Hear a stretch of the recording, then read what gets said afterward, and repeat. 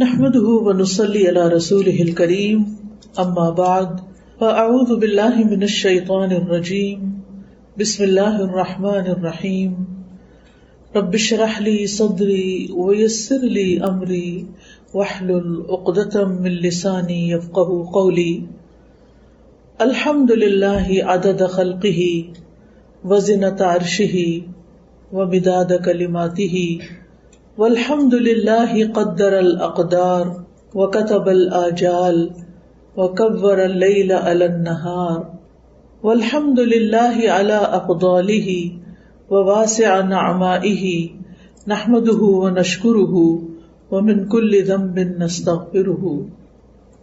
ہر قسم کی حمد، ہر قسم کی تعریف اللہ کے لیے ہے، اس کی مخلوقات کی تعداد کے برابر، عرش کے وزن کے برابر، اس کے کلمات کی سیاہی کے برابر.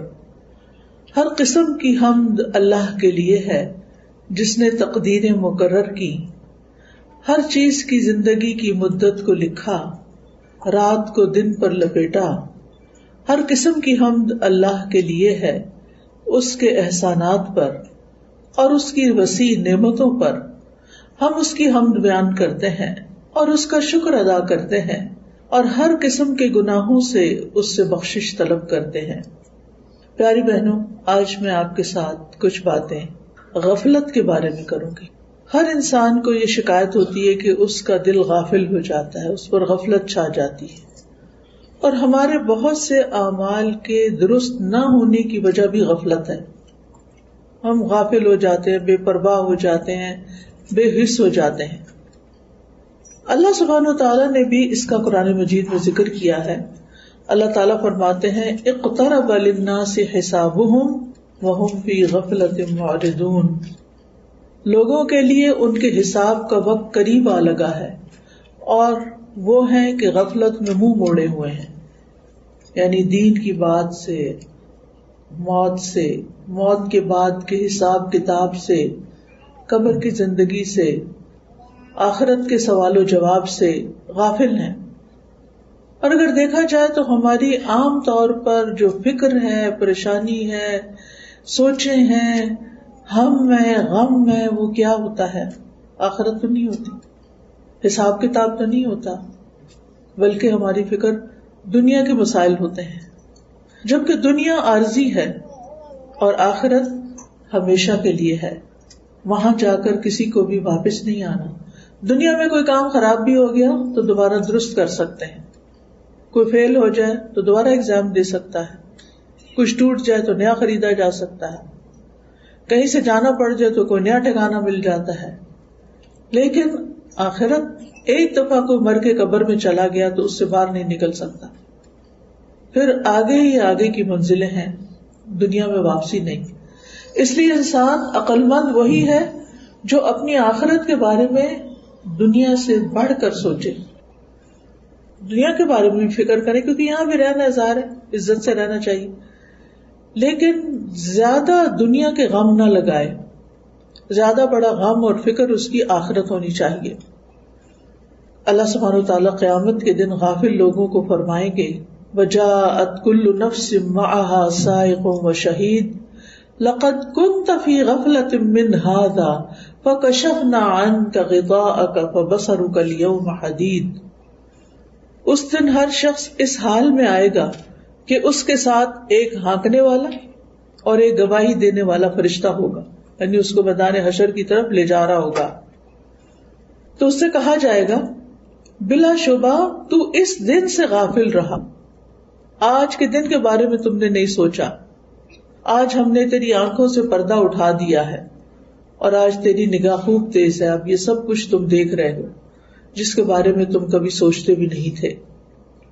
اس لیے پیاری بہنوں، ہمارے لیے فائدے کی بات یہ ہے کہ ہم اپنے انجام سے کبھی غافل نہ ہوں، اس کو نہ بھولیں، اس کے بارے میں سوچتے رہیں، فکر کرتے رہیں. اب سوال یہ پیدا ہوتا ہے کہ غفلت کس کو کہتے ہیں؟ غفلت کیا چیز ہے؟ غفلت کہتے ہیں کسی چیز کو بھول جانا، توجہ نہ دینا، لاپرواہی برتنا. انسان کے ذہن سے کسی چیز کا غائب ہو جانا، یہ غفلت ہوتی ہے.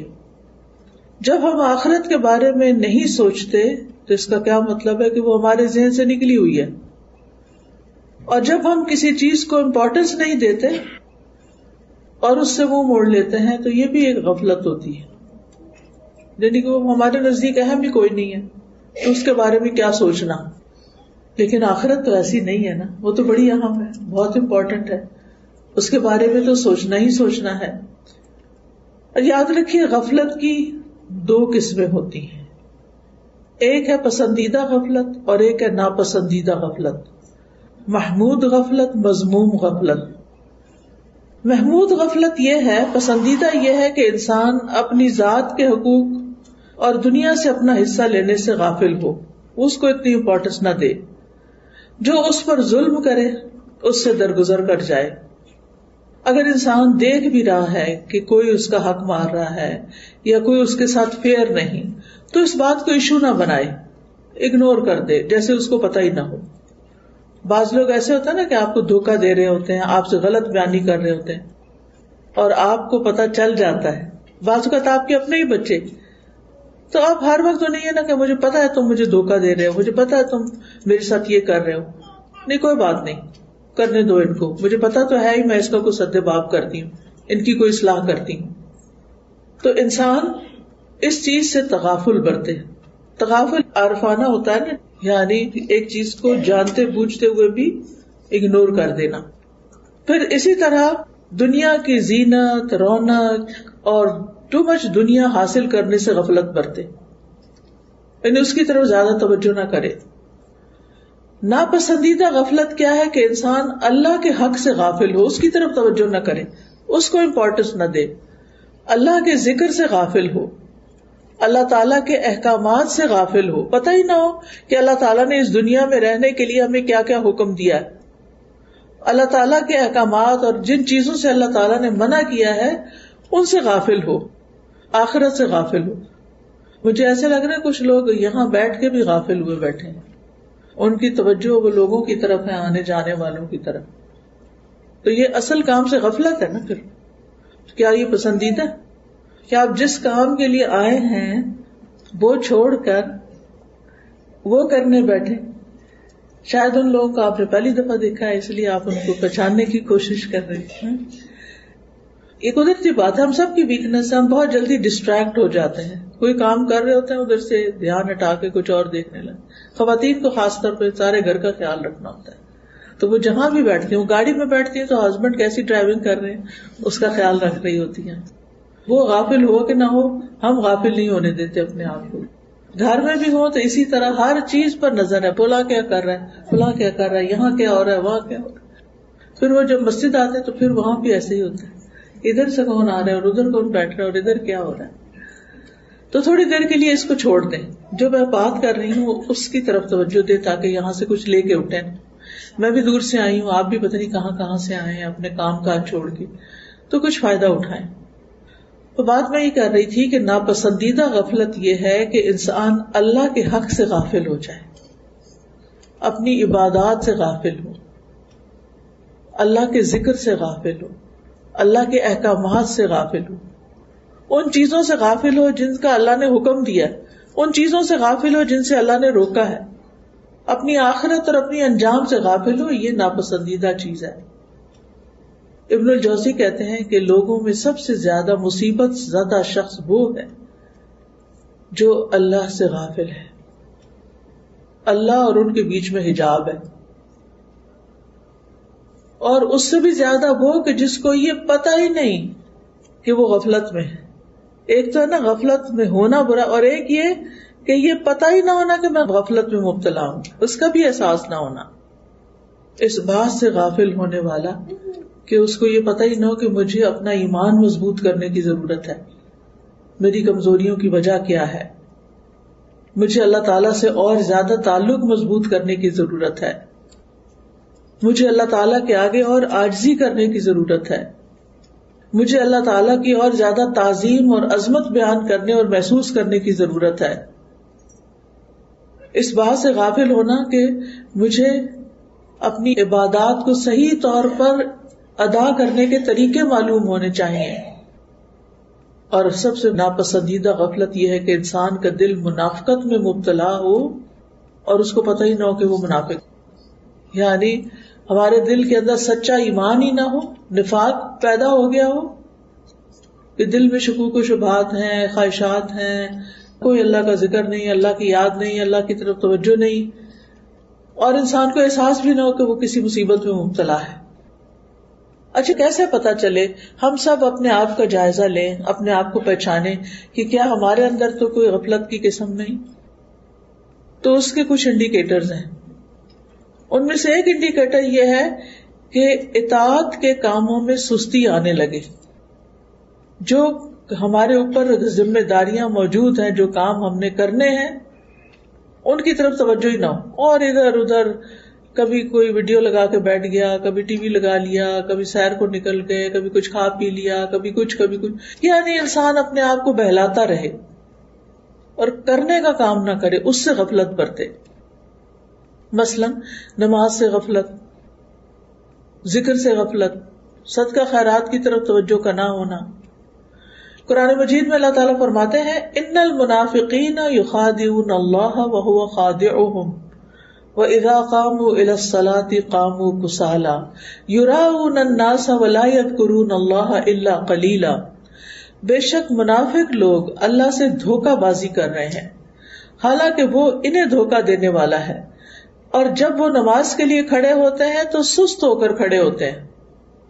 یعنی ان کی کوئی دلچسپی نہیں ہوتی نماز میں، لوگوں کو دکھاوا کرتے ہیں، بس نام لگانے کو پڑھتے ہیں کہ ہم نے پڑھ لی، اور اللہ کو یاد نہیں کرتے مگر بہت کم. اللہ کو یاد نہیں کرتے. تو یہ ہے غفلت کی علامتیں کہ جب اللہ کا ذکر بھولا ہوا ہو، باتیں بہت زیادہ کریں ہم، اور نماز کی طرف کوئی توجہ نہ، آخری وقت میں جا کے نماز پڑھے، سارے دنیا کے کام پہلے اور نماز آخر میں. تو یہ غفلت کی علامت ہے. دوسری علامت گناہوں کو حقیر سمجھنا، یعنی بڑے بڑے بلنڈر سمجھ کے کہنا کوئی بات نہیں، پھر کیا وہ سارے ایسے کرتے ہیں، فلاں بھی تو کرتا ہے، فلاں بھی کرتا ہے. عبداللہ بن مسعود کہتے ہیں کہ مومن اپنے گناہوں کو ایسا محسوس کرتا ہے جیسے وہ کسی پہاڑ کے نیچے بیٹھا ہو، اور ڈرتا ہے کہ کہیں وہ اس کے اوپر گر نہ جائے. اور بدکار اپنے گناہوں کو مکھی کی طرح ہلکا سمجھتا ہے کہ وہ اس کے ناک کے پاس سے گزری اور اس نے اپنے ہاتھ سے بے پرواہی سے اشارہ کر کے اڑا دیا. یعنی بڑے سے بڑا گناہ کیا اور پھر پرواہ نہ کیا، اچھا کچھ نہیں ہوتا، خیر ہے، پھر کیا ہوا.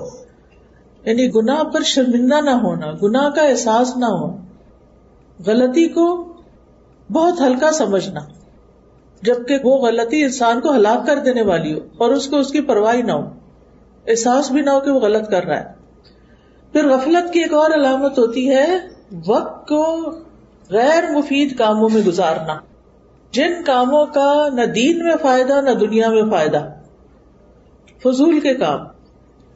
ابن مسعود کہتے ہیں میں اس بندے کو پسند نہیں کرتا جسے میں بالکل فارغ دیکھتا ہوں، کہ نہ ہی وہ دنیا کے کسی کام میں مشغول ہوتا، نہ آخرت کے کسی کام میں، نہ کوئی دنیا کا کام کرتا ہے اور نہ ہی دین کا کوئی کام کرتا ہے، نہ اس کو دنیا کی فکر ہے، پرواہ ہے، اور نہ ہی آخرت کی. آج کل آپ دیکھیں کہ یوتھ کا کیا حال ہے.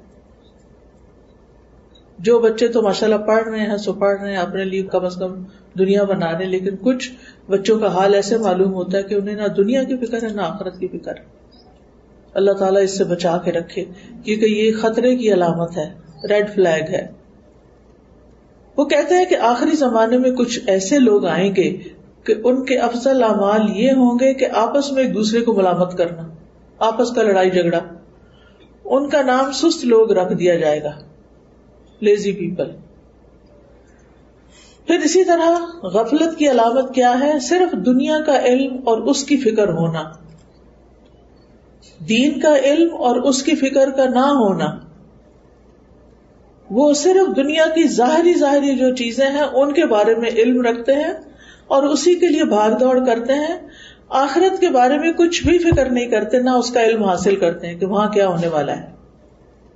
قرآن مجید میں اللہ تعالیٰ فرماتے ہیں فَأَعْرِضْ عَمَّنْ تَوَلَّىٰ عَنْ ذِكْرِنَا وَلَمْ يُرِدْ إِلَّا الْحَيَاةَ الدُّنْيَا ذَلِكَ مَبْلَغُهُم مِّنَ الْعِلْمِ ان ربک هو اعلم بمن ضل عن سبیلہ وهو اعلم بمن اہتدی. لہذا آپ اس کی پرواہ نہ کیجیے جو ہمارے ذکر سے منہ موڑتا ہے. ایسا شخص دنیا کی زندگی کے سوا اور کچھ نہیں جانتا. ان کے علم کی پرواز بس یہیں تک ہے، صرف دنیا کی باتیں پتہ ہیں ان کو خوب.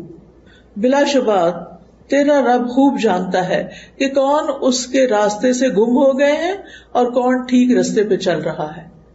اور یہ ہمیں انسانوں کو پروو نہیں کرنا ہوتا، بلکہ اللہ تعالیٰ کے سامنے سچا ہونا ہے، انسانوں کو دکھانے کے لیے نہیں بلکہ اللہ کے سامنے کہ کون ٹھیک راستے پر ہے اور کون بھٹکا ہوا ہے. اب سوال ہی پیدا ہوتا ہے کہ غفلت کا سبب کیا ہوتا ہے، کیوں انسان غافل ہو جاتا ہے؟ آپ میں سے کوئی بتائے گا کیا چیز غفلت پیدا کرتی ہے؟ علم کی کمی اور دنیا کی محبت، دین سے دوری، دین کی مجلسوں سے دوری، تکبر، نفسانی خواہشات کی پیروی کرنا، شیطان کے وسوسوں کا شکار ہو جانا. ہمیں پتہ ہے کہ ہمیں مرنا ہے لیکن ہم سمجھتے ہیں کہ ابھی ہماری باری ہے تو. جی ہاں، تو غفلت کا سب سے بڑا سبب دنیا پرستی ہے، دنیا کی محبت. کیونکہ انسان جب دنیا کے کھیل تماشے میں لگ جاتا ہے نا، لہو اور لعب میں، ان کاموں میں جو فائدہ مند نہیں ہوتے، وہ کام جن سے انسان غافل ہو جاتا ہے اور یہ بھول جاتا ہے کہ دنیا متاع الغرور ہے، دھوکے کا سامان ہے. تو بہت زیادہ دنیا کی فکر کرنا، دنیا کی زندگی پہ راضی ہو جانا کہ بس ہم نے سب کچھ اچیو کر لیا، دین کی ضرورت ہی محسوس نہ کرنا. کچھ لوگ ہوتے ہیں نا، انہوں نے اپنی زندگی کے کچھ گول سیٹ کیے ہوئے ہوتے ہیں، مثلاً میں نے ڈاکٹر بننا ہے، میں نے انجینئر بننا ہے، میں نے پروفیسر بننا ہے، وغیرہ وغیرہ، جو بھی ہر ایک کے مختلف گولز ہوتے ہیں. اور وہ اپنا بچپن، جوانی، اپنی عمر کا بڑا حصہ صرف اس گول کو اچیو کرنے کے لیے لگا دیتے ہیں. اس کے علاوہ انہیں کوئی فکر نہیں ہوتی کہ انہوں نے عبادات کس طرح ادا کرنی ہے، انہوں نے آگے اللہ کو کیا جواب دینا ہے، ایمان کے تقاضے کیا ہیں. کسی چیز کی طرف توجہ نہیں ہوتی ان، کیونکہ ان کو یہ سکھایا جاتا ہے کہ اگر تم دنیا میں کامیاب ہونا چاہتے ہو تو فوکسڈ رہو، ادھر ادھر مت دیکھو. وہ دین کے علم کو یا دین کی بات کرنے کو بھی ڈسٹریکشن سمجھتے ہیں، حالانکہ ایسا نہیں ہے. دین کا علم تو ہمارے لیے کھانے پینے کی طرح ضروری ہے، تاکہ ہمارے ایمان کے درخت کو پانی ملتا رہے، غذا ملتی رہے اور روز ہی مضبوط ہوتا رہے، تاکہ پھل پھول لا سکے اور کبھی نہ مرجھائے، کبھی ہم اس راستے سے نہ ہٹیں. تو آپ دیکھیے کہ کچھ لوگ دنیا میں کسی خاص مقام تک پہنچنے کو اپنے لیے سکسیس کا، کامیابی کا ایک انڈیکیٹر سمجھتے کہ یہاں تک پہنچ گئے تو ہم سمجھے کامیاب ہو گئے، لیکن آخرت کو بھولے ہوئے ہوتے ہیں. نہیں پتا کہ اس سے پہلے آگے جانا پڑ جائے. اور پھر وہ یہ نہیں کہ صرف دنیا ان کا فوکس ہوتی ہے، بلکہ دنیا کی لالچ اور ہرس ان کے اندر کوٹ کوٹ کے بھری ہوتی. یہ چیز انسان کو اور غافل کر دیتی ہے. رسول اللہ صلی اللہ علیہ وسلم نے فرمایا، اللہ کی قسم میں تمہارے فقر سے نہیں ڈرتا کہ تم فقیر ہو جاؤ گے یا تمہارے پاس کچھ نہیں ہوگا تو تمہارا کیا بنے گا، لیکن میں اس بات سے ڈرتا ہوں کہ دنیا تم پر کشادہ کر دی جائے، تمہیں بہت کچھ مل جائے گا، اچھے گھر، اچھا لباس، اچھا کھانا، بہت کچھ نعمتیں مل جائیں گی. جس طرح تم سے پہلے لوگوں پر دنیا کشادہ کی گئی تھی تو تم ایک دوسرے سے آگے بڑھنے لگو گے، مقابلے بازی شروع ہو جائے گی. جس طرح وہ ایک دوسرے سے آگے بڑھنے لگے اور وہ تمہیں غافل کر دے گی جس طرح ان لوگوں کو غافل کر دیا تھا. یعنی جب انسان دنیا کے معاملات میں دوسروں سے مقابلہ کرنے لگتا ہے کہ فلاں کا گھر ایسا ہے تو مجھے اس سے بھی اچھا گھر لینا، فلاں کی گاڑی ایسے ہے تو مجھے اس سے بھی اچھی گاڑی لینی، فلاں کے پاس یہ ڈگری ہے تو مجھے اس سے بھی آگے نکلنا ہے، تو پھر کیا ہوتا ہے کہ انسان اس کی لالچ میں ایسا کھب جاتا ہے کہ پھر آگے کسی اور چیز کے بارے میں سوچنے کا اس کے پاس وقت نہیں ہوتا. تو یہ جو ایک دوسرے کا مقابلہ ہے نا، یہ بھی انسان کو غافل کر دیتا ہے. قرآن مجید میں آتا ہے الہاکم التکاثر، آتی ہے نہیں سورت سب کو، کیا مطلب ہے؟ الہاکم التکاثر حتی زرتم المقابر، تمہیں ایک دوسرے سے زیادہ حاصل کرنے کی ہرس نے غفلت میں ڈال دیا. یعنی ایک دوسرے کے مقابلے میں زیادہ حاصل کرنے کی ہرس جو تھی اس نے تمہیں غافل کیا، یہاں تک کہ تم نے قبرستان جا دیکھے، یعنی تم فوت ہو گئے، قبر میں پہنچ گئے. پھر اسی طرح لمبی آرزویں، میں بڑی ہوں گی نا، پھر میں حج کروں گی، تو پھر میں توبہ کر لوں گی، تو پھر میں اچھے اچھے کام کر لوں گی. تو یہ چیز بھی انسان کو غفلت میں ڈالے رکھتی. انسان کے اندر ایک قدرتی سا خیال آتا ہے کہ ہائے مرنا ہے، کوئی تیاری کر لے. پھر انسان کہتا ہے ابھی بڑا وقت ہے، ابھی تو میری نانی بھی اتنے سال کی، 80 سال کی تو وہ تھی، اور دادی 90 سال کی فوت ہوئی، تو میں نے ابھی کہاں فوت ہونا ہے، میں بھی تو ان کی اولاد ہوں. اس طرح کی بہت سی باتیں سوچ کے انسان اس کو ٹال دیتا ہے. اچھا بعد میں کریں گے، یہ ابھی تو مجھے تو بہت امپورٹنٹ کام ہے میرے ساتھ میں. تو لمبی آرزویں جو ہیں یہ بھی انسان کو غافل کر دیتی ہیں. پھر اسی طرح دل کا دنیا کی محبت میں، انسانوں کی محبت میں مشغول ہو جانا. ابن قیم کہتے ہیں کہ سینے کی تنگی کے بڑے اسباب میں سے ایک سبب اللہ سے منہ موڑنا یعنی غافل ہونا، اور اللہ کے سوا دل کا کسی اور سے وابستہ ہو جانا، ذکر سے غافل ہو جانا، اور اللہ کے سوا کسی اور سے شدید محبت کرنا. اللہ کا حق ہے کہ سب سے شدید محبت اس سے کی جائے، لیکن اگر اللہ کو چھوڑ کر کسی اور کو دل میں بسا لیا جائے اور ہر وقت اسی کے بارے میں سوچ رہے ہیں، اسی کے بارے میں پریشان ہیں، اسی کا سوچ کے خوش ہو رہے ہیں، ساری زندگی کا سینٹر آف لائف وہی بن گیا، چاہے وہ ہسبینڈ ہے، چاہے وہ بچے ہیں، چاہے وہ کوئی اور انسان ہے، تو یہ نہیں ہونا چاہیے. اور اگر کسی کے ساتھ ایسا جنون ہے بھی تو اس کو دعائیں کر کر کے اپنا ماحول تبدیل کر کے اس گھوم پھیر سے باہر نکلنا چاہیے تاکہ انسان اللہ کا بندہ بن کے جیے. پھر اسی طرح آپ دیکھیے کہ غفلت کا ایک بڑا سبب قرآن سے روگردانی، قرآن کا نہ پڑھنا، نہ سمجھنا. کیونکہ قرآن ہی تو ہمیں بتاتا ہے کہ ہمارے ساتھ آئندہ کیا ہونے والا ہے، اور اگر انسان قرآن ہی نہیں پڑھتا تو پھر اس کو کیا چیز جگائے گی. پھر اسی طرح ذکر کی مجلسوں سے دوری، مسجد نہیں جانا، حلقہ میں نہیں جانا، کلاس میں نہیں جانا، تو غفلت بڑھتی چلی جائے گی. جو ہی آپ مجلس میں جائیں گے، جیسے آج یہاں آئے ہیں، کوئی باتیں سنیں گے یا جمعے کا خطبہ سنیں گے، تو کیا ہوگا؟ بھولی ہوئی باتیں یاد آ جائیں گی. ہمیں پتہ ہوتی ہیں جو میں آپ کو باتیں بتا رہی ہوں کوئی نئی تھوڑی ہیں، صرف ایک یاد دہانی ہے نا، کیونکہ اللہ تعالیٰ کا حکم ہے فذکر فإن الذکر تنفع المؤمنین. آپ نصیحت کیجئے، یاد دہانی کرائیے، کیونکہ یاد دہانی مومنوں کو فائدہ دیتی ہے. انہیں بھولا ہوا سبق یاد آتا، اوہ اچھا یہ تو میں کیا کرتی تھی پہلے، اب میں کیوں چھوڑ بیٹھی، اور انسان پھر تھوڑا اوپر والی سیڑھی پہ چڑھ جاتا ہے. تو مجالس ذکر کی بجائے، مجالس ملائکہ کی بجائے مجالس لغو اور مجالس غفلت میں شریک ہونا، چاہے وہ ہم اپنے گھر کے اندر ہی وہ مجلس کیوں نہ جمائے ہوئے ہوں، جہاں اللہ کا کوئی ذکر نہ ہو، کوئی بات نہ ہو، صرف دنیا دنیا دنیا. پھر گناہوں کی کثرت، یہ بھی انسان کو غافل کر دیتی، دل سیاہ ہو جاتے ہیں. پھر خواہشات کی پیروی، پھر روزمرہ کی چیزوں کی طرف زیادہ توجہ کا ہونا. کچھ خواتین کا سینٹر آف لائف صرف ان کا گھر ہوتا ہے. اچھی بات ہے، گھر میں انسان کو دل لگانا چاہیے، لیکن کسی بھی چیز کی زیادتی جو ہے وہ کیا ہو جاتی ہے؟ نقصان دہ ہو جاتی ہے. کسی بھی چیز کی زیادتی نقصان دہ ہو جاتی. آپ گھر کو ضرور لک آفٹر کریں، اپنی کراکری کو گنتے رہا کریں، اپنی چمچ بھی گن گن کے رکھا کریں، اور برتنوں پہ اسکریچ بالکل نہیں آنے دیا کریں. کچن کا فلور بالکل اتنا کہ شکل نظر آئے اس میں، یہ اچھی بات ہے. لیکن یہ تو نہیں کہ صفائی ہے اور اس کے اوپر پھر صفائی کرنے کھڑے ہو گئے. یعنی آپ دیکھیے ہمارا نفس کی چالیں کیا ہوتی ہیں نا. آپ کو یاد آتا وہ اچھا آج میں نے قرآن نہیں پڑھا دن میں، صبح نا وہ بچے نے بلا لیا اور جلدی سے میں چھوڑ بیٹھی، تو اب میں پڑھ لیتی ہوں. پھر آپ سوچتے اچھا میں ذرا ایک دفعہ یہ چیزیں کر لوں نا پھر میں پڑھ دوں. اچھا وہ چھوڑ کے کہیں اور گئے کہ اچھا میں یہ کر لوں پھر کرتے. کیا ہوتا ہے؟ اس دن کا قرآن ہی رہ جاتا ہے. نوافل پڑھنا آپ بھول گئے یا رہ گئے یا کوئی مصروفیت آ گئی، اشراق کے نفل تھے، چاش کے نفل تھے، اب کیا ہے؟ اچھا چلے ظہر کے ساتھ میں سنتوں کے ساتھ نوافل بھی پڑھ لیتی ہوں تاکہ میرا کوٹا تو پورا ہو.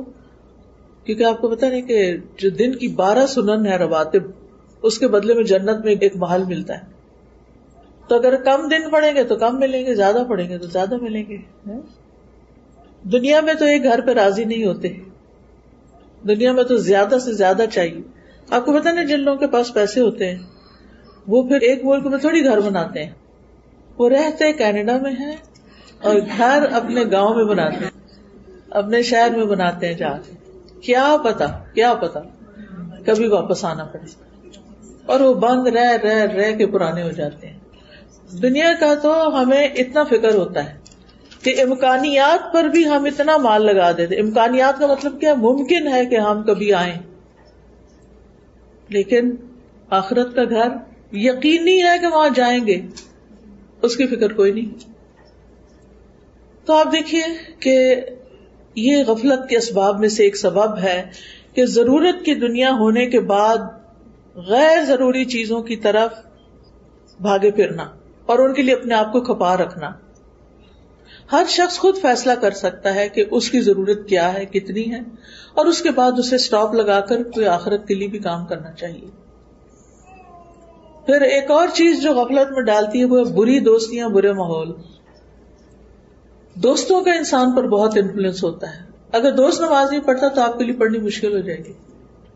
دوست روزے نہیں رکھتے تو آپ کے لیے بھی روزہ رکھنا مشکل ہوگا.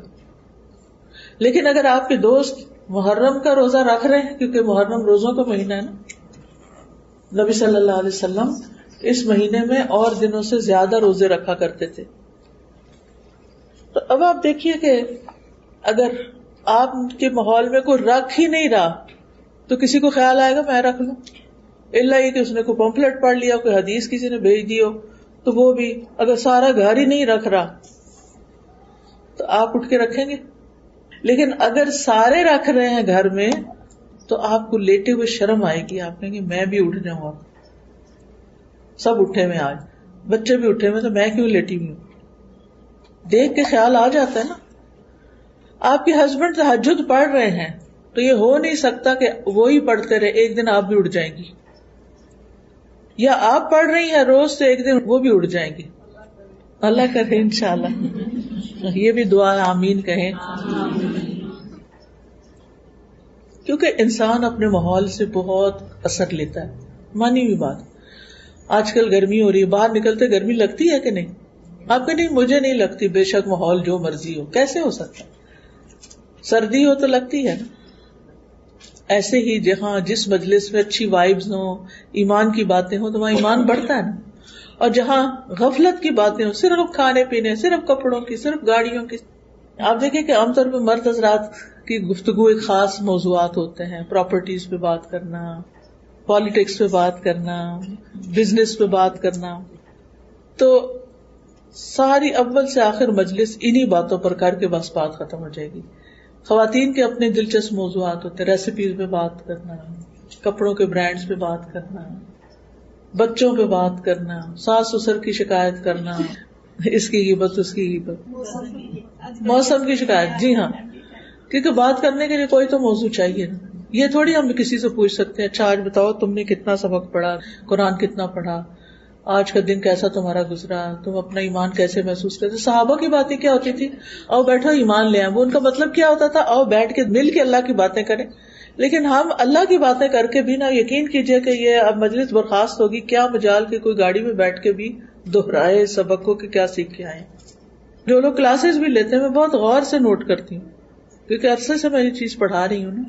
کلاس ختم ہوتی ہے تو ایسے لگتا ہے کہ کسی نے قید کا بندھن کھول دیا.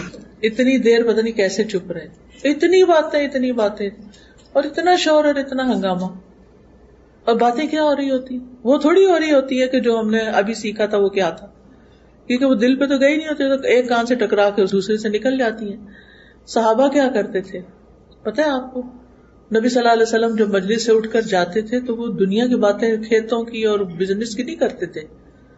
وہ ان ساری باتوں کو پھر سے دہراتے تھے جو آپ نے انہیں اس ٹائم سکھائی ہوتی تھی, اور ان کو پکا کر لیتے تھے, وہیں گرہ باندھ لیتے تھے. اس کو مذاکرہ کہتے ہیں, ڈسکشن. پھر ایک دوسرے کو سناتے تھے کہ میں نے صحیح سنا تھا, تم میرا چیک کرو.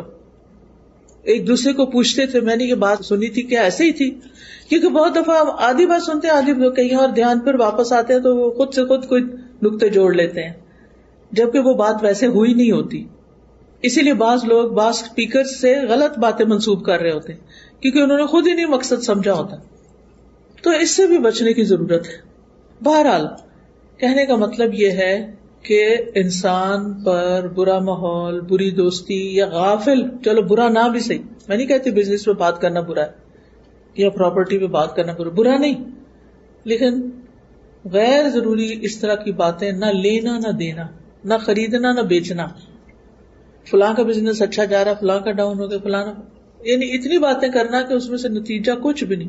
جیسے ہماری امی کہا کرتی تھی کہ پانی میں مدانی چلانا. اگر آپ دہی میں مدانی چلائیں گے تو کیا نکلے گا؟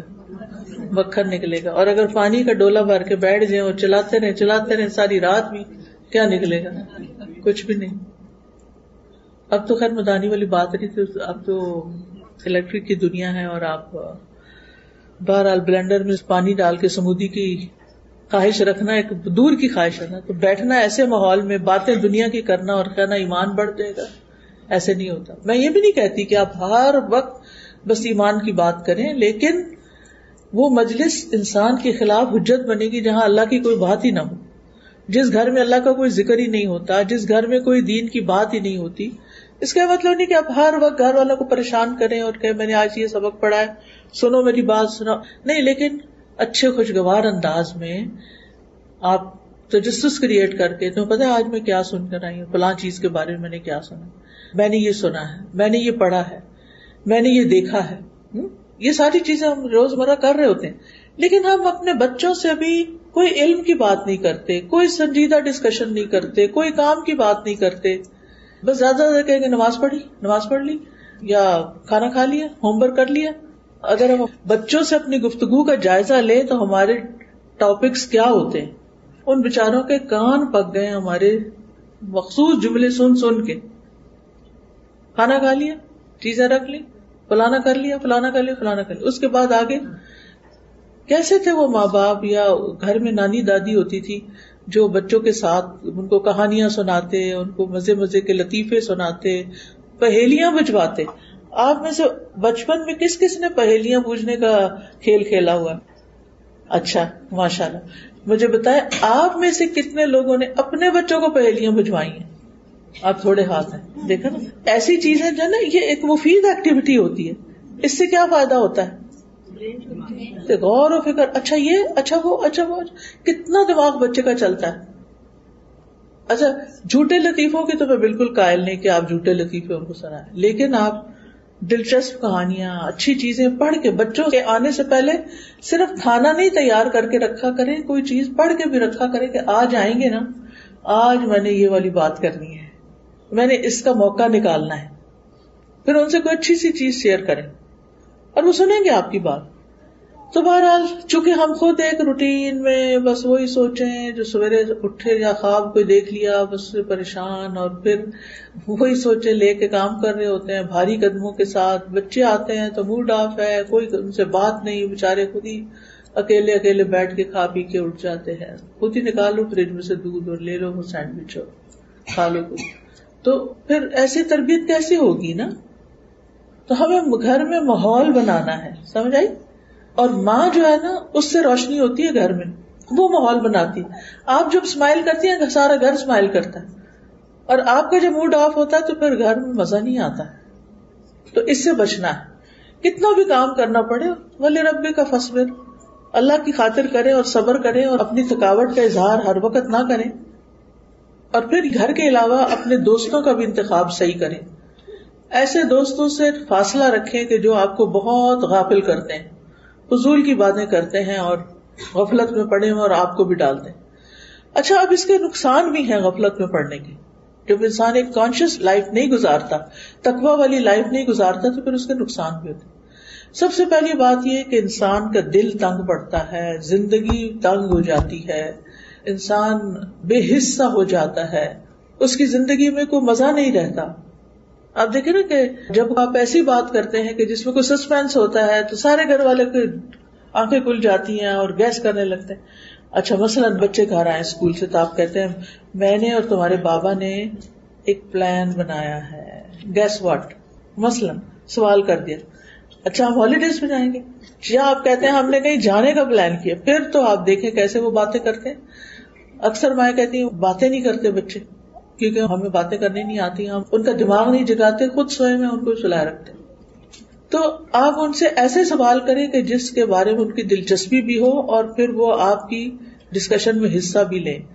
ورنہ کیا ہے کہ آپ کا دل بھی اداس رہے گا, بچوں کا بھی, کوئی آپس کی بانڈنگ نہیں, کوئی گھر میں مزہ نہیں, کوئی کچھ بھی نہیں, تو زندگی تنگ ہو جاتی ہے.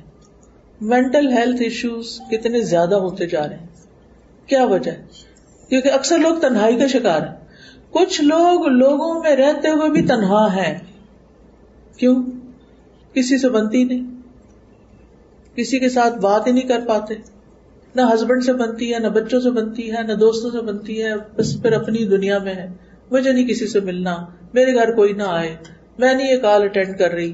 یہ کس چیز کی علامت ہے؟ خوشحال زندگی کی نہیں, یہ تو ہیلدی لائف نہیں ہے.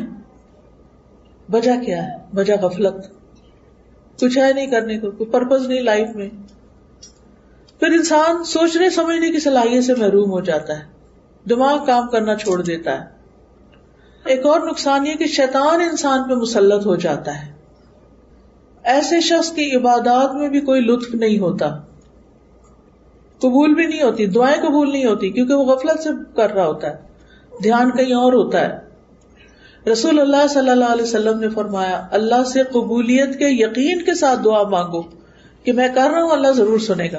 وہ جیسے لوگ بارش کے لیے نکل رہے تھے نا دعا کرنے, تو ایک شخص نے اس میں سے چھتری اٹھا لی, کہا کہ یہ کیا, ابھی تو بارش ہی نہیں, تم چھتری لے کے. اس نے کہا کہ مجھے اتنا یقین ہے کہ ہم دعا کریں گے تو بارش برسے گی, ایسا یقین ہو اللہ پر. فرمایا, جان لو کہ بے شک اللہ غافل اور لہو و لعب میں مشغول دل کی دعا قبول نہیں کرتا.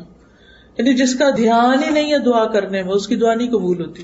اور جب ان سے کہنا دعا کرو, کہتے بہت دعائیں کی ہیں, یہ نہیں دیکھتے کہ کوالٹی کیا ہے ان دعاؤں کی. اور سب سے بڑا نقصان اس غفلت کا یہ ہے کہ قیامت کے دن انسان کو سخت ریگریٹس ہوں گے کہ میں کیوں سوئے ہوئے زندگی بسر کر کے آیا, کیوں میں نے آنکھیں بند کی ہوئی تھی. سورۃ الفجر میں آتا ہے, وَجِیءَ یَوْمَئِذٍ بِجَہَنَّمَ یَوْمَئِذٍ یَتَذَکَّرُ الْإِنسَانُ وَأَنَّىٰ لَهُ الذِّکْرَىٰ یَقُولُ یَا لَیْتَنِی قَدَّمْتُ لِحَیَاتِی. اور جہنم اس دن سامنے لائی جائے گی. اس دن انسان نصیحت تو قبول کرے گا, مگر اس وقت اسے نصیحت سے کیا حاصل ہوگا؟ کہے گا کاش میں نے اپنی زندگی کے لیے کچھ آگے بھیجا ہوتا, کاش میں نے اپنی زندگی کے لیے کچھ آگے بھیجا, کاش میں دنیا میں اپنے وقت کا صحیح استعمال کرتا, یہاں کے لیے کچھ تیار کر کے بھیجا ہوتا. اور اب کیا ہے کہ غفلت کا علاج کیسے کریں. ٹھیک ہے نا, بیماری تو پتہ چل گئی, اب کریں کیا؟ سب سے پہلی بات یہ کہ آپ اس بات کی لسٹ بنائیں کہ آپ کے فرائض کیا کیا ہے, آپ کی ڈیوٹیز کیا کیا ہے, حقوق اللہ کے حوالے سے, حقوق العباد کے حوالے سے. کیونکہ کچھ لوگ ایسے ہوتے ہیں کہ وہ کہیں پر بھی ہوں اپنے فرائض کو نہیں بھولتے, اپنی ذمہ داریاں پوری کرتے ہیں. سورۃ نور میں آتا ہے, رجال لا تلہیہم تجارۃ ولا بیع عن ذکر اللہ واقام الصلاۃ وایتاء الزکاۃ یخافون یوما تتقلب فیہ القلوب والابصار. وہ مرد جنہیں اللہ کے ذکر سے اور نماز قائم کرنے اور زکوٰۃ دینے سے نہ کوئی تجارت غافل کرتی ہے نہ خرید و فروخت. وہ اپنے بزنس میں ہیں, اپنے جاب میں ہیں, وہ کہیں پر بھی ہیں, تو وہ کیا ہیں؟ الرٹ ہیں. وہ اپنے فرائض سے نہیں غافل ہوتے. وہ اس دن سے ڈرتے ہیں جس میں دل اور آنکھیں الٹ جائیں گی. اپنی تھنگس ٹو ڈو کی لسٹ بنائیں کہ کیا کیا آپ پر فرض ہے. نماز فرض ہے, اور اسی طرح زکوٰۃ فرض ہے, زکوٰۃ کس مہینے میں ڈیو ہے, اور اس کے لیے پہلے سے ہی اپنی کیلکولیشن شروع کر دیں. حج کر لیا کہ نہیں کیا, اس کے لیے رقم جمع کرنی شروع کریں, انتظامات کرنے شروع کریں. اسی طرح اگر والدین زندہ ہیں تو ان کے کچھ حقوق ہیں, رشتہ دار زندہ ہیں تو ان کے کچھ حقوق ہیں, چاہے وہ اس ملک میں نہ رہتے ہوں, ان کی خیر خبر پتہ ہونی چاہیے. اسی طرح آپ کے وسینٹی میں کون ضرورت مند لوگ ہیں, کہاں کون بیمار ہے, کون کس چیز کا ضرورت مند ہے, یہ باتیں پتہ ہونی چاہیے. کیونکہ اگر آپ کے پاس علم ہی نہیں ان چیزوں کا تو پھر آپ کریں گے کب؟ ٹھیک ہے نا. دوسری بات یہ ہے کہ نمازوں کی حفاظت. قد افلح المؤمنون الذین هم فی صلاتهم خاشعون والذین هم عن اللغو معرضون. یقیناً کامیاب ہو گئے مومن وہی جو اپنی نماز میں عاجزی کرنے والے ہیں، اور وہی جو لغو کاموں سے منہ موڑنے والے ہیں، فضول چیزوں سے بچ کے رہتے ہیں.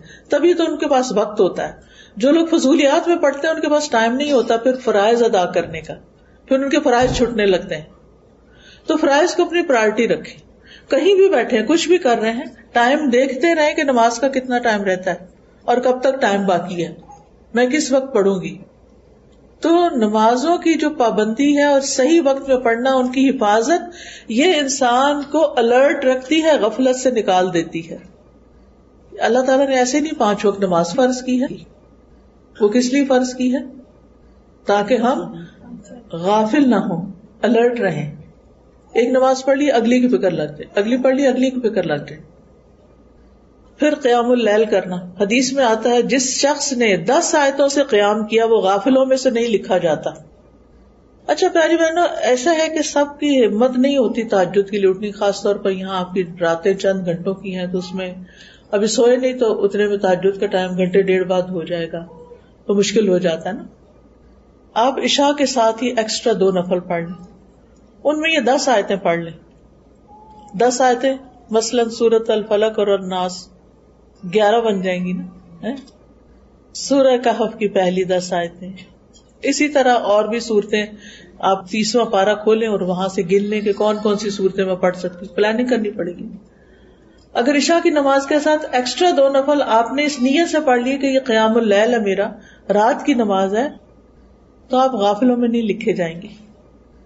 پھر ایک اور طریقہ ہے، غیر اہم کاموں، ناٹ امپورٹنٹ، ان کو چھوڑ کر امپورٹنٹ کاموں کو پہلے کرنا، پرائرٹی پر کرنا.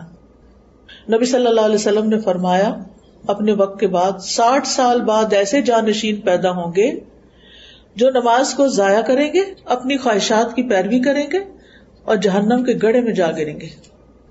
نمازوں کو ضائع کرنا، نمازوں سے غافل ہونا، یہ اچھی علامت نہیں.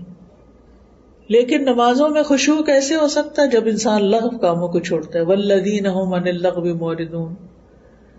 اور اگر لغو، فضول، بیکار چیزوں سے گزر ہو بھی تو مروا کراما، باعزت طریقے سے گزر جاتے، ان کے اندر الجھتے نہیں ہیں. نبی صلی اللہ علیہ وسلم نے فرمایا من حسن اسلام المرء ترکہ ما لا یعنیہ.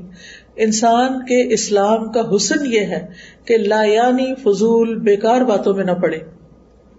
جو باتیں اس کا وہ کچھ کر ہی نہیں سکتا ان چیزوں میں وقت ضائع نہ کرے. رسول اللہ صلی اللہ علیہ وسلم نے فرمایا ایک نماز کے بعد دوسری نماز کے ان دونوں کے درمیان کوئی لغو باتیں نہ ہو، علیین میں اندراج کا باعث ہے. یعنی آپ کا اعمال نامہ علیین میں پہنچے گا، جس کو آپ مرنے کے بعد جب آپ کی روح علیین میں پہنچے گی تو وہ دیکھ لیں گے آپ. لیکن 2 نمازوں کے بیچ میں کیا نہیں کرنا؟ لغو. ایک اور چیز یہ کہ ایسی چیزیں جس کے بعد آپ کو پتا چلتا کہ آپ کا دل بجھ گیا ہے، غافل ہو گیا، پھر اس چیز کو چھوڑ کہ میں نہیں آئندہ وہاں نہیں جاؤں گی، فلانا کام نہیں کروں گی کیونکہ میرے دل کی حالت اچھی نہیں رہی. واپس اپنے آپ کو اوپر چڑھائیں، سیڑھی جس سے اترے ہیں، اپنا ایمان بڑھائیں اور آئندہ ایسی جگہوں سے پرہیز کریں. ٹھیک ہے نا.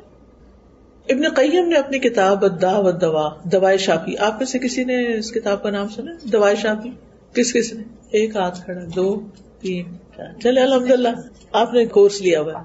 بہت ہی اچھی کتاب ہے امام ابن القیم کی، جن کا میں یہاں ریفرنس دے رہی ہوں. پڑھنے والی کتاب ہے، لیکن چونکہ اردو مشکل ہے تو میں نے اس کو پڑھا دیا تھا تاکہ آسانی ہو جائے. اگر پڑھ نہیں سکتے تو سن ہی لیں.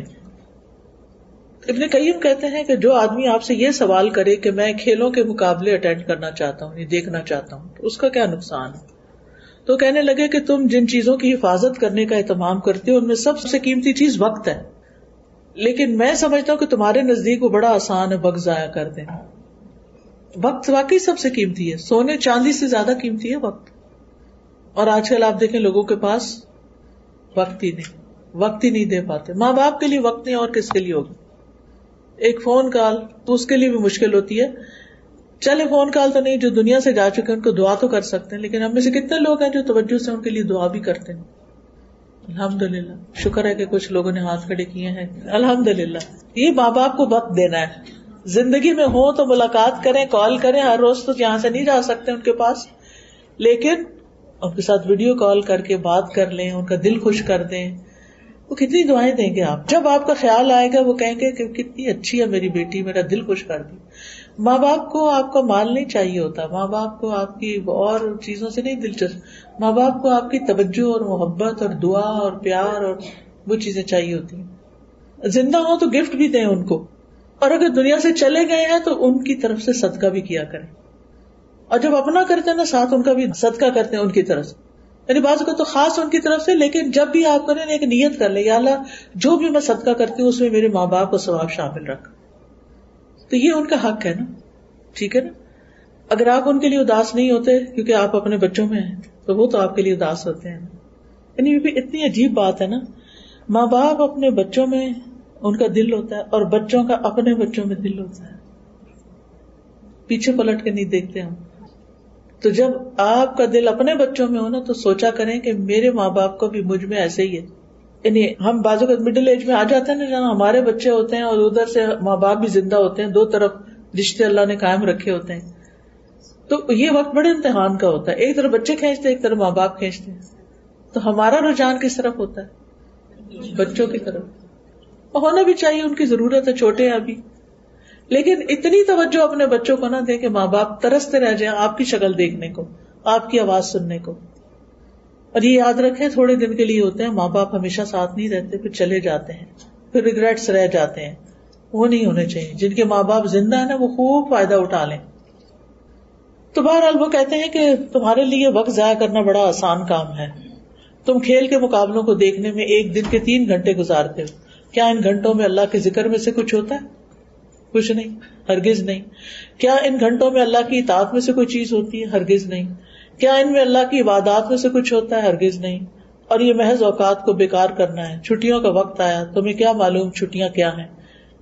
تو اے اللہ کے بندو، وقت کے ساتھ کیا کرنا چاہیے سوچ کے رکھو.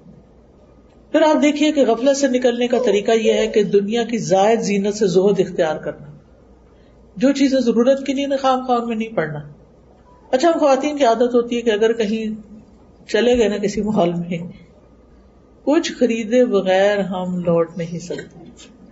اگر ضرورت نہیں بھی نا تو ہم کہیں گے کیا پتا کبھی کام آ جائے. یہ ہمارا جملہ ہوتا ہے، کیا پتا کبھی کام آ جائے تو لے کے رکھ لو، لے کے رکھ لو. تسلی، دل کو تسلی ہوتی. تو آپ دیکھیے کہ اس میں وقت کا بھی ضیاع ہوتا ہے، مال کا بھی ہوتا ہے اور جگہ کا بھی، اور پھر ایویں کہویں کسی کو بس ہم سر سے اتارتے ہیں. تو یہ چیز ٹھیک نہیں. جو چیزیں ابھی ضرورت نہیں نا تو یہ سوچ کے کہ مہنگی ہو جائیں گی پھر پتہ نہیں ملے گی کہ نہیں، گھر نہ بھریں.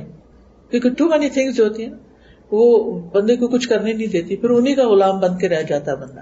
تو گھر کو ڈی کلٹر کریں، ڈی جنک کریں، نکال دیں چیزیں فالتو جو آپ کا خام خواہ کا وقت لے رہی ہیں. پھر آپ دیکھیے غفلت سے نکلنے کے لیے نیک مجالس کا، نیک لوگوں کا ساتھ. نبی صلی اللہ علیہ وسلم کو اللہ تعالیٰ نے حکم دیا تھا وَاصْبِرْ نَفْسَكَ مَعَ الَّذِينَ يَدْعُونَ رَبَّهُمْ بِالْغَدَاةِ وَالْعَشِيِّ يُرِيدُونَ وَجْهَهُ. اور آپ اپنے آپ کو ان لوگوں کے ساتھ روکے رکھیں جو اپنے رب کو پہلے اور پچھلے پہر پکارتے ہیں، جو صبح شام کے اذکار کی پابندی کرنے والے اس کا چہرہ چاہتے ہیں. اور تمہاری آنکھیں ان سے آگے نہ بڑھیں، ان کو نہیں چھوڑنا، اللہ والوں کو نہیں چھوڑنا کہ تم دنیا کی زندگی کی زینت چاہتے ہو. اور اس شخص کا کہنا مت مانو جس کے دل کو ہم نے اپنی یاد سے غافل کر دیا اور وہ اپنی خواہش کے پیچھے چلا اور اس کا کام ہمیشہ حد سے بڑا ہوا ہے. ایسے لوگوں کی مجلس میں نہ بیٹھو، ان لوگوں کے ساتھ بیٹھو کہ جو اپنے رب کو پکارتے ہیں، یاد رکھتے ہیں. پھر موت کو یاد کرتے رہنا، یہ بھی غفلت سے نکالتا ہے. اور نماز میں موت کو یاد کرنا، کیونکہ اس سے نماز اچھی ہو جاتی ہے. پھر یہ سوچنا کہ شاید یہ آخری نماز ہو. پھر یہ کہ آخرت کو اپنا مقصد بنانا، وقت کی قدر کرتے ہوئے خیر کے کام کرنا، اچھے اچھے کام، صدقہ جاریہ کے کام کرنا. یعنی ایک تو روزمرہ کی عبادات ہے نا، ایک اپنے کل کے لیے کہ مرنے کے بعد ہمارا اعمال نامہ تو بند ہو جانا ہے، بعد میں کیا چیز کام آئے گی اس کے اوپر ورک کرنا. رسول اللہ صلی اللہ علیہ وسلم نے فرمایا مومن کو اپنی وفات کے بعد جو اس کے عمل اور اس کی اچھائیاں پہنچتی ہیں ان میں سے یہ بھی ہے جس علم کی اس نے تعلیم دی اور اسے پھیلایا. ایک تو ہے تعلیم دینا، باقاعدہ پڑھانا، اور ایک ہے پھیلانا. پھیلانے میں آپ کیا کر سکتے ہیں؟ اچھی کتابیں، اچھے کارڈز، اچھی چیزیں، اچھے میسیجز وہ دوسروں تک پہنچائیں. یہ ابھی ہم آپ کے لیے کچھ کارڈز لے کر آئے ہیں. جیسے اللہ تعالیٰ کا شکر ادا کرنے کے لیے ہمیں الفاظ نہیں ملتے تو ہم نے قرآن اور حدیث سے ایسی ساری اذکار دعائیں جمع کر کے خوبصورت ڈیزائننگ کر کے الحمدللہ کہ دیکھ کے بھی الحمدللہ نکلے، اس کو جمع کر دیا. اب آپ یہ خود بھی پڑھ سکتے ہیں، اگر ہر روز نہیں تو ہفتے میں ایک دفعہ یہ پڑھ لیا کریں. اسی طرح استغفار کے بھی کارڈ ہیں، گناہوں سے بخشش کی دعائیں.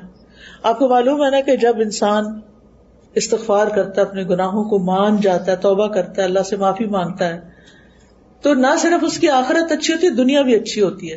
سورۃ نوح میں اللہ تعالیٰ فرماتے ہیں کہ حضرت نوح نے اپنی قوم سے کہا فَقُلْتُ اسْتَغْفِرُوا رَبَّكُمْ إِنَّهُ كَانَ غَفَّارًا. میں نے اپنی قوم سے کہا کہ تم اپنے رب کے حضور استغفار کرو، گناہوں کی معافی مانگو، وہ بڑا معاف کرنے والا، معاف کر دے گا.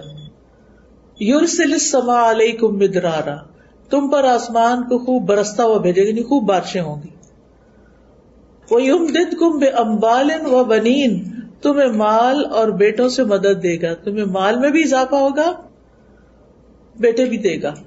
وَيَجْعَلْ لَكُمْ أَنْهَارًا، اور تمہارے لیے نہریں جاری کر دے گا، پانی کم نہیں ہوگا، کیونکہ ہر وقت تو بارش نہیں ہوتی نا، پھر بعد میں نہروں سے یا دریاؤں سے پانی آپ کے پودوں کو اور آپ کی ضرورت کا آپ کو ملتا ہے. تو اس کے لیے کیا ہے؟ استغفار. اب استغفار کے ساری دعائیں تو نہیں، لیکن جو اتھینٹک دعائیں تھی وہ ہم نے اس کارڈ کے اندر اردو انگلش ترجمے کے ساتھ اکٹھی کر دی ہیں.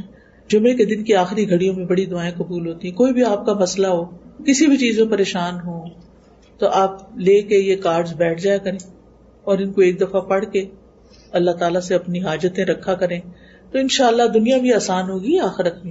کیونکہ یہ جو آیتیں میں نے آپ کو بتائی قرآن کی آیتیں، میں نے اپنے پاس سے نہیں گھڑی کہ یہ اور یہ ہو جائے گا. کچھ لوگ تو وظیفے بنا کے بتاتے ہیں یہ کرو گے تو یہ ہو جائے گا. میں وہ والا کام نہیں کر رہی، میں آپ کو قرآن سے دلیل دے رہی کہ اللہ کا وعدہ ہے کہ یہ تمہارے مسائل اس استغفار سے حل ہوں گے. پھر اسی طرح حفاظت کی دعائیں ہیں، پروٹیکشن کی. پھر اسی طرح تسبیح، اللہ تعالیٰ کی تسبیح کرنا، اس کی انگلش ٹرانسلیشن کے ساتھ ہے، اور اس میں اللہ تعالیٰ کا حکم ہے بندوں کو، یا ایھا الذین آمنوا اذکروا اللہ ذکرا کثیرا وسبحوہ بکرۃ واصیلا. اے لوگو جو ایمان لائے ہو، ہم سب اللہ کو کثرت سے یاد کرو، زیادہ ذکر کرو، اور صبح و شام اس کی تسبیح کیا کرو. کون کون سی تسبیحات؟ اس میں سارے وہ ورژن دیے ہوئے ہیں اور ان کے فائدے بھی بتائے ہوئے ہیں احادیث کے ساتھ. پھر لا الہ الا اللہ کا یہ کارڈ ہے انگلش میں، آپ نان مسلمس کو بھی دے سکتے ہیں. بعض اوقات ہم پورا قرآن دینے سے گھبراتے ہیں نا، تو لا الہ الا اللہ اس کا ٹرانسلیشن بھی ہے، یعنی اس کا کیا مطلب ہے کہ ان کو پتا چلے کہ اللہ ایک ہے. اپنے بچوں کو بھی پڑھوائیں. اور پھر آپ دیکھیں کہ رزق میں کشادگی کی دعائیں، اور پھر رات کو قبول ہونے والی دعا، جو آنکھ کھلے تو دعا پڑھیں، بہت ہی کام کی دعا ہے. آدھی تو آپ کو آلریڈی آتی ہوگی. بیمار ہو جائے تو شفا کی دعائیں پڑھ کے دم کیا کریں اپنے مریضوں پر. پھر نماز کے بعد کے اذکار ہیں، پھر استخارے کی دعا ہے، اور کچھ اور اذکار ہیں. یہ کارڈز آپ اپنے لیے بھی اور اپنے دوستوں کے لیے بھی ان کو زیادہ سے زیادہ نشر کریں گے تو یہ صدقہ جاریہ بن جائے گا. ہم لوگوں کو اور تحفے دیتے رہتے ہیں، لیکن ان تحفوں کے ساتھ اگر آپ یہ بھی ڈال دیں تو ان کو بھی دعائیں مانگنا آ جائیں گی. نیک اولاد جو پیچھے چھوڑی، یہ بھی صدقہ جاریہ. اپنی اولاد کو نیک بنا کے جائیں، نمازی بنا کے جائیں، تاکہ کیا کریں. بعض لوگ کہتے ہیں نا کہ بعض اوقات ہمیں بھی ہوتا ہے کہ جلدی میں ہوتے ہیں، والدین کی دعا یاد نہیں رکھتے. میں سمجھتی ہوں جو بچہ نمازی ہے نا، وہ تو لا محالہ دعا کرتا ہے والدین کے لیے. کہاں؟ رب اجعلنی مقیم الصلاۃ ومن ذریتی ربنا اغفر لی ولوالدی. ہر نماز میں والدین کی بخشش کی دعا ہو رہی. یہ الگ بات ہے کہ ہم سوچ کے نہیں پڑھتے، ترجمہ نہیں آتا. تو اولاد کو کچھ دعائیں بھی یاد کرائیں، کچھ نماز عادی بنائیں، تاکہ آپ کی دنیا سے جانے کے بعد جانا تو ہے نا. کچھ لوگوں کو یہ بات پسند نہیں آتی کہ دنیا سے جانے کی بات کیجیے، لیکن یہ سب سے بڑی حقیقت ہے جس میں کوئی شک ہی نہیں. تو اس میں وہ ہمارے بعد ہمارے لیے دعائیں کر کے ہمارے اعمال نامے میں اضافہ کریں. پھر قرآن مجید کا نسخہ جو کسی کو وراثت میں ملا، یعنی آپ نے قرآن لیا، خرید کر کسی کو دیا، کسی طالب علم کو دیا، گھر میں رکھا، وہ آگے آپ کے بچوں نے پڑھنا شروع کر دیا، کسی اور نے پڑھنا شروع کر دیا، وہ بھی جب تک وہ کتاب پڑھے گا، قرآن پڑھے گا، وہ آپ کے لیے صدقہ جاریہ۔ مسجد جو اس نے تعمیر کی، چاہے پوری کرے چاہے کچھ حصہ ڈالے اس میں، مسافر خانہ جو اس نے قائم کیا، اب تو یہ اس کی ضرورت نہیں رہی، لیکن اس کی جگہ مدارس کر سکتے ہیں، یعنی جہاں دینی تعلیم دی جاتی ہے، اسلامک سکولز ہو سکتے ہیں، یا وہ صدقہ جو اس نے زندگی میں صحت کی حالت میں نکالا، ان سب کا ثواب اس کی موت کے بعد بھی اسے ملتا رہتا ہے۔ ٹھیک، تو یہ غفلت سے نکالنے والے کاموں میں سے کام ہے۔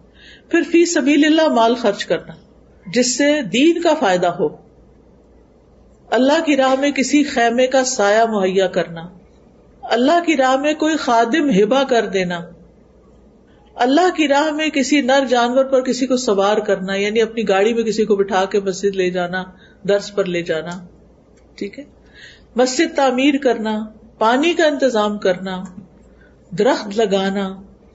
نبی صلی اللہ علیہ وسلم نے فرمایا جس مسلمان نے کوئی پودا لگایا تو جو اس سے کھا گیا وہ اس کے لیے صدقہ، جو چوری ہو گیا وہ بھی صدقہ ہے، ہمسایوں کے بچے آ کے توڑ کے انگور لے گئے صدقہ ہے، جو درندوں نے کھایا وہ بھی صدقہ ہے، بکری اندر گھس گئی اور سارے پودے کھا گئی، جو پرندوں نے کھایا آ کے ان کو تو روک ہی نہیں سکتے آپ، اوپر سے آتے ہیں، وہ بھی صدقہ ہے، اور جو بھی اس میں کوئی کمی کرے گا کہ چیونٹیاں وغیرہ کھا جائیں وہ بھی صدقہ۔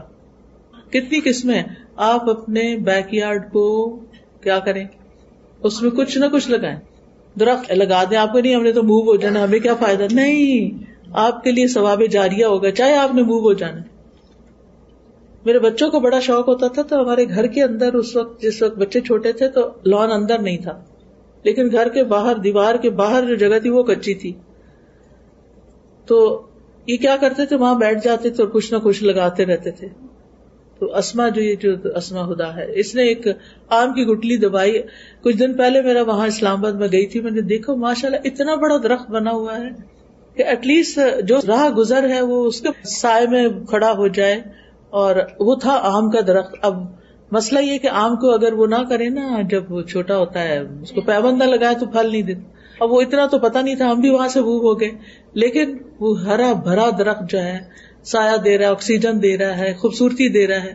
تو اسی طرح آپ بھی لگا چھوڑیں، کوئی اور فائدہ اٹھائے گا۔ دیکھیں آج ہم جو درخت دیکھ رہے ہیں، آج راستے میں آتے ہوئے خوبصورت خوبصورت درخت تھے، کیا ہمیں پتہ کس نے لگائے؟ نہیں پتا، لیکن ہم اس سے فائدہ اٹھا رہے ہیں، آج ہمارے لگائے ہوئے سے کوئی اور فائدہ اٹھا لے گا۔ اسی طرح مسافروں کی ضروریات کا خیال رکھنا، یتیم اور مسکین پر خرچ کرنا، یتیم کے سر پہ ہاتھ پھیرنا جو ہے نا، یہ غفلت دور کرنے کا ذریعہ ہوتا ہے۔ غریب لوگوں کے پاس بیٹھنا، ان کا خیال کرنا۔ بیک ہوم آپ سوچا کریں کون کون ضرورت مند ہے خاندان میں۔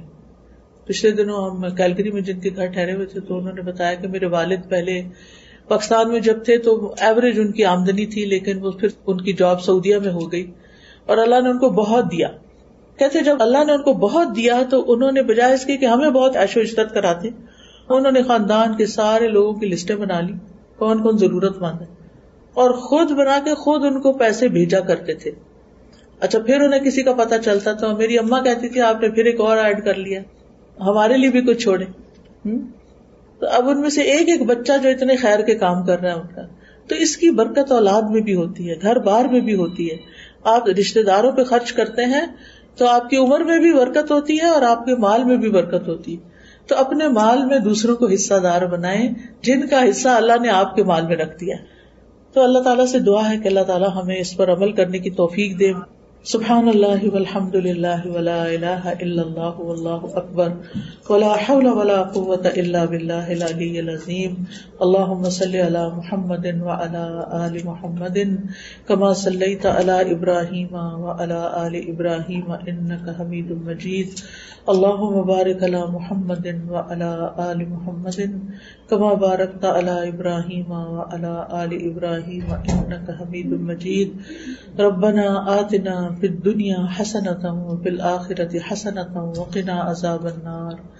ربنا لا تزغ قلوبنا بعد إذ هديتنا وهب لنا من لدنك رحمة إنك أنت الوهاب اللهم إني أعوذ بك من العجز والكسل والجبن والبخل والهرم والقسوة والغفلة والعيلة والذلة والمسكنة وأعوذ بك من الفقر والكفر والفسوق والشقاق والنفاق والسمعة والرياء اللهم احسن عاقبتنا في الامور كلها واجرنا من خزي الدنيا وعذاب الاخرة اللهم رحمتك ارجو فلا تكلني الى نفسي طرفة عين واصلح لي شاني كله لا اله الا انت یا اللہ یا رحمان یا رحیم.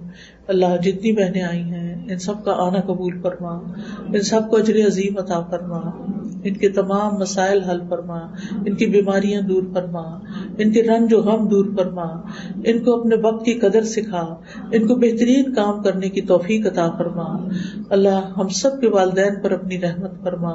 اللہ ہم سب کی اولادوں کو ایمان پر قائم رکھنا، انہیں ہمارے لیے صدقہ جاریہ بنا دینا. اللہ ہمیں دین کے کاموں میں دل کھول کے خرچ کرنے کی توفیق عطا فرما. یا اللہ ہمیں دین کا بہترین نفع مند علم عطا فرما اور اس علم پر عمل کی توفیق عطا فرما. اللہ ہماری نمازیں بہت اچھی ہو جائیں. یا اللہ ہمارے سارے کاموں میں اخلاص پیدا کر دے، ہر طرح کی ریاکاری سے بچا لے. یا اللہ ان بہنوں کے دلوں میں جو دعائیں ہیں، نیک تمنائیں ہیں، اللہ ان کو پورا کر دے. اللہ ان پر اپنی رحمت نازل فرما. اللہ ان کی ہر مشکل آسان فرما، ان کے دلوں کی دعائیں قبول فرما. اس مسجد پر اپنی خیر و برکت نازل فرما. یا اللہ مسلمانوں کے بچوں اور نسلوں کی حفاظت فرما. اللہ جس ٹیم نے، جن والنٹیئرز نے یہ پروگرام ارینج کیا ہے ان سب کو جزائے خیر عطا فرما اور ان کے لیے اس مجلس کو صدقہ جاریہ بنا. ربنا تقبل منا انک انت السمیع العلیم وتب علینا انک انت التواب الرحیم. وصلی اللہ تعالی علی خیر خلقہ محمد وعلی آلہ واصحابہ واہل بیتہ اجمعین برحمتک یا ارحم الراحمین. الہی آمین. سبحانک اللہم وبحمدک اشہد ان لا الہ الا انت استغفرک واتوب الیک. آپ سب کا بہت شکریہ اس پیار اور محبت اور توجہ سے بیٹھ کر سننے کا. السلام علیکم ورحمۃ اللہ وبرکاتہ.